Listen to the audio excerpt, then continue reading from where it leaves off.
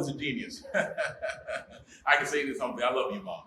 And the reason why I can make this expression and sentiment, and I can elocute this vehemently with a heightened level of conviction and intrepidness, because my mother in my prepubescent and infancy years, she rendered and manifested a heightened level of erudition and excellence.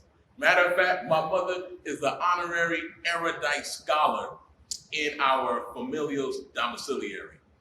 And the reason why I can say this and how I gained this self-realization about my mother being a prototype, trailblazer, and a vanguard for excellence is simply during my time as a young individual.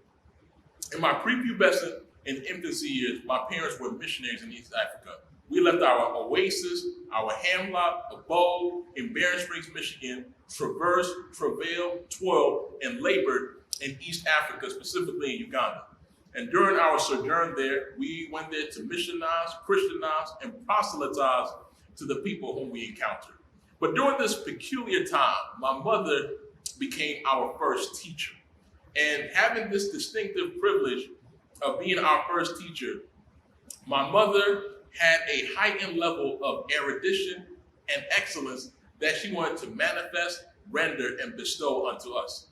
My mother had this unique and peculiar ingenuity, deftness, dexterity, and shrewdness. She wanted to ensure that we were reared in a domiciliary of excellence. She wanted to ensure that our gestation was manifested through the ideals and ideologies and the philosophy of excellence. She wanted to ensure that we would be game changers in this world. And I often used to self-query and self-probe to myself, how is it that my mother emboldened such a peculiar disposition, posture, and orientation? And what I came to apprehend and comprehend was that my mother embraced true motherhood and mothering. And some of you may be wondering, what is true motherhood? What I came to apprehend and comprehend from my mother is that true motherhood is not about raising a child. True motherhood is about raising game-changing children. Let me say that one more time.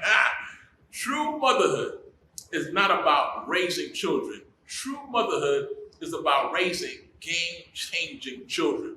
My mother wanted to be this prototype, this exemplar, this vanguard, this trailblazer for us because she wanted to ensure that she was depositing into us not ideals of mediocrity, but ideals of excellence. And when you come to apprehend the dichotomy that rests and reposes between a father and a mother, we have to apprehend that a father usually has a peculiar locus of providing the discipline and structure to a child. And then conversely, a mother has a peculiar locus of rendering and bestowing the emotional wherewithal, guidance, and nurturance to a child. And with these two qualities, what I've come to understand that a mother has a unique privilege and locus of providing the nurturance, emotional wherewithal, and guidance to us. So on this special Mother's Day weekend, as I am substituting for my father in his vitamin C program, what I want to do is enumerate and elocute 3 C's that I believe are of paramount importance for every true mother to embrace if they want to engage, travail, traverse, toil in the arena of true motherhood and mothering. So in the same conventional orthodox fashion of my father, what I'm going to do is elocute and enumerate 3 C's or precepts that I believe if a mother wants to raise game-changing children, they must embody, deposit, and have within their hearts. So what is the first C? The first C is close. Mothers must be close enough to relate, but far ahead to motivate. Let me say that one more time. Mothers must be close enough to relate, but far ahead to motivate. A mother has a distinct privilege of having a healthy relationship with their children and not an unhealthy relationship with their children. A mother has a distinct privilege of rendering positive relationships with their children and not negative relationships with their children. As I've come to apprehend and comprehend about life as we all traipse through it, is that life management is a corollary of relationship management. We understand that prosperity in one's life is not based on one's health or wealth, but is based on one's loving relationship that they have embodied within their surroundings.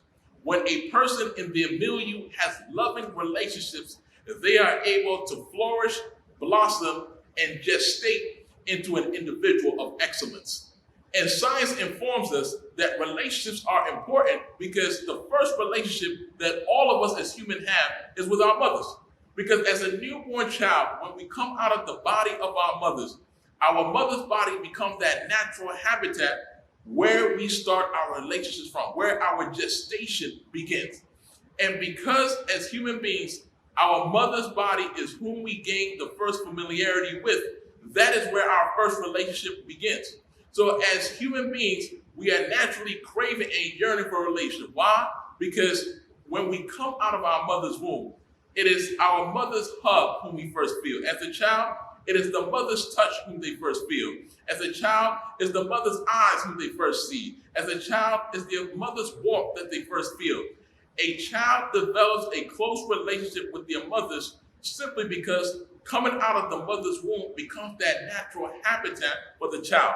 And inevitably, that relationship that is cultivated from a mother becomes the neurobiological glue that allows a child to have healthy relationships as they are gestating and growing into becoming individuals of excellence. Because when a mother reciprocates a healthy relationship to a newborn child, that allows a newborn child to come to apprehend and comprehend what a healthy relationship must manifest and inevitably look like. And also why a mother must remain close and have a close and healthy relationship with their child, because as a newborn child, a healthy relationship does not cease at that moment. But as a child is growing up and is seeking for belonging, is seeking to understand purpose, is seeking to understand their calling in this world, having a healthy relationship with the first person whom they came to gain a relationship with will allow them to find a sense of attachment to others in this world and have healthy relationship with others. And a mother needs to be far ahead to motivate, because a mother needs to be a prototype for relationships that a child can have with others. When a child sees a mother having healthy relationship with others, they can also have, when a child sees a mother have healthy relationship with others, they can also have healthy relationship with those they will come to meet and trace with as they walk through the terrain of this world. But what's the second C that every mother who wants to embrace motherhood and raise gang children must engulf, embody, and deposit into their hearts? The second C is the C of courage. Mothers must be empowered with courage to produce courage in their children.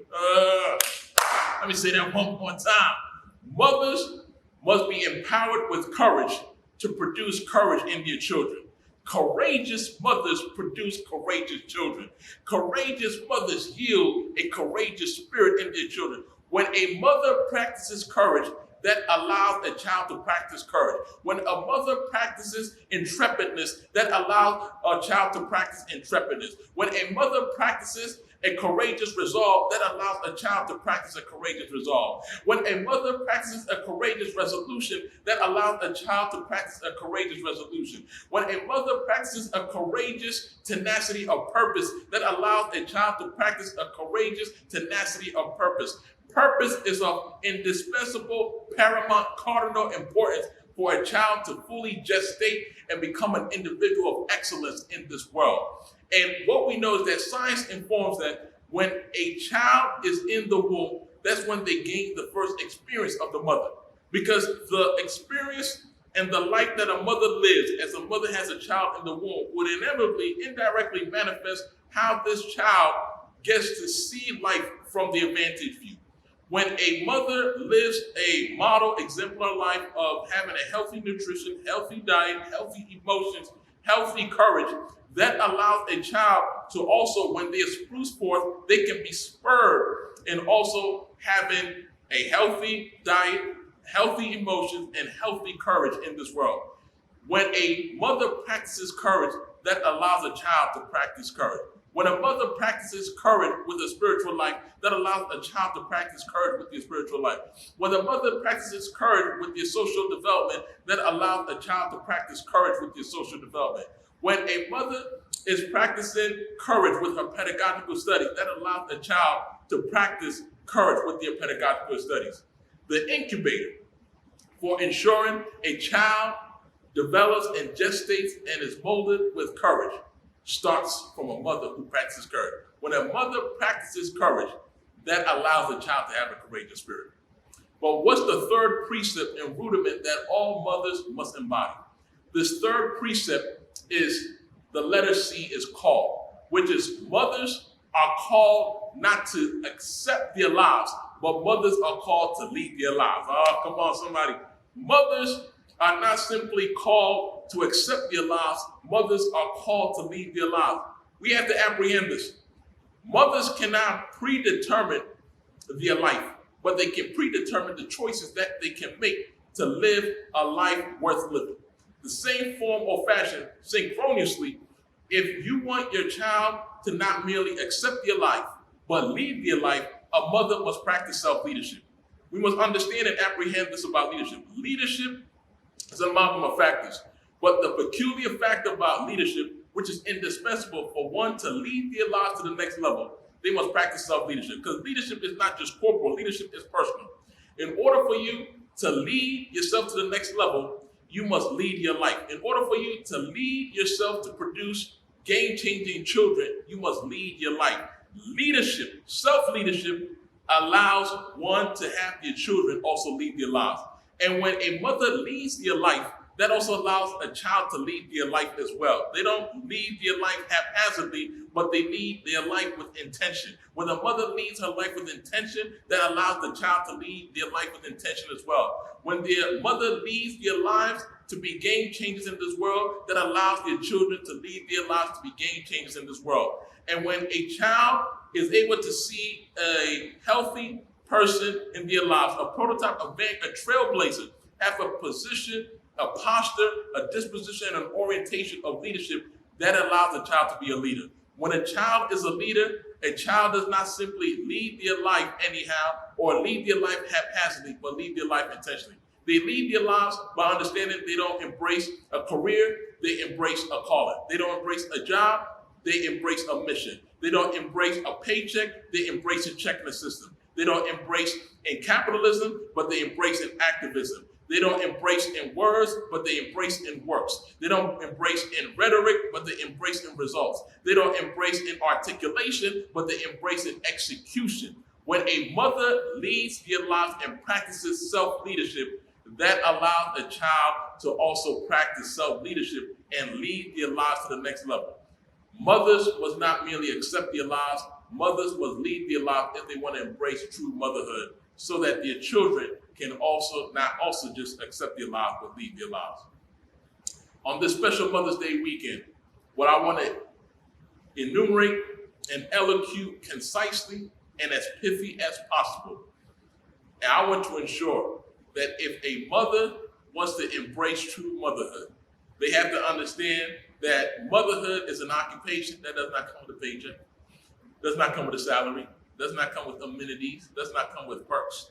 But if a mother wants to embrace true motherhood, a mother must raise game-changing children. A mother must have a disposition, a posture, and an orientation that allows them to have a kaleidoscopic spirit of courageousness, conviction, and intrepidness, so that they can be the prototype, the vanguard, and trailblazer for their lives. On this Mother's Day, I want to wish a happy Mother's Day to all the fierce, loving, and robust, committed mothers. Happy Mother's Day.